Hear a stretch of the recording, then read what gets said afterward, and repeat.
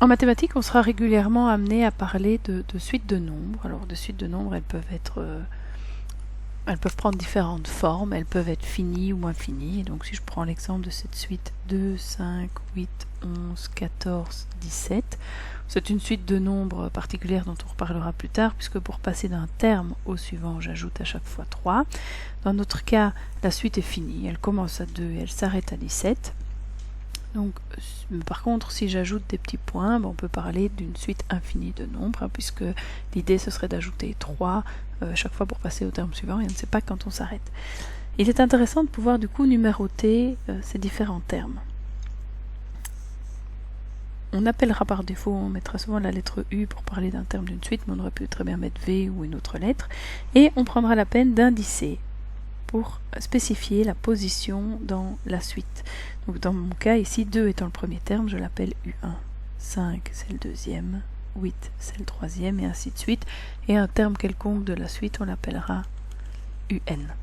La suite, pour l'écrire plus simplement, on la met entre parenthèses, avec un indice n, et on précise que cet indice n est un nombre entier, donc même plutôt naturel, puisque c'est des positions, c'est strictement positif, et différent de 0, donc le premier terme est en position 1, le deuxième en position 2.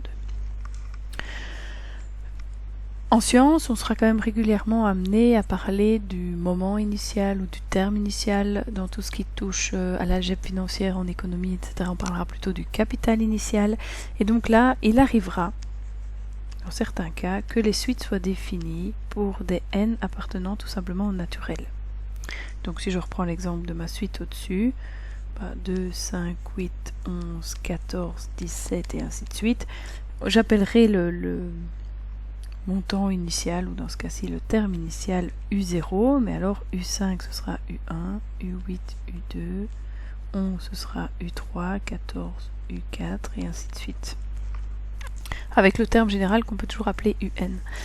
A priori ça ne change pas grand chose, mais lorsque vous allez plus tard appliquer les formules pour trouver un terme quelconque de la suite, dans les suites arithmétiques ou géométriques ou la somme d'une suite, il faudra toujours bien vérifier 2 fois plutôt qu'une, est-ce que le n appartient au naturel différent de 0 ou au naturel, parce que le fait qu'on change, qu'on décale finalement tout d'un rang peut avoir quand même une incidence plus ou moins forte sur les résultats de vos calculs. Donc bien se méfier et bien vérifier surtout dans quel ensemble est-ce qu'on travaille quand on définit la suite.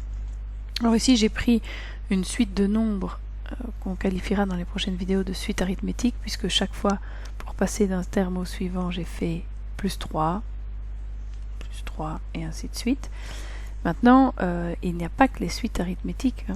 On pourrait très bien avoir une suite de nombres, je ne sais pas moi, moins 1, si je multiplie par 2, j'arrive à moins 2, je pourrais encore multiplier par 2, moins 4, moins 8, etc. Donc ça c'est un autre type de suite qu'on découvrira plus tard, c'est ce qu'on appelle les suites géométriques. Ici je vais parler plutôt de suites arithmétiques. Il est tout à fait possible de trouver des suites de nombres qui soient à la fois arithmétiques et géométriques, on les appelle arithmético-géométriques, ou alors vous pourriez tout simplement avoir des suites quelconques, comme, je ne sais pas moi, une suite, la suite des inverses. L'inverse de 1, c'est 1, l'inverse de 2, c'est 1 demi, l'inverse de 3, c'est 1 tiers, l'inverse de 4, 1 quart, 1 cinquième. Donc de manière générale, j'ai 1 sur n, si n appartient au naturel différent de 0, hein, donc U1, l'inverse de 1, j'ai 1, U2, l'inverse de 2, j'ai 1 demi, ainsi de suite.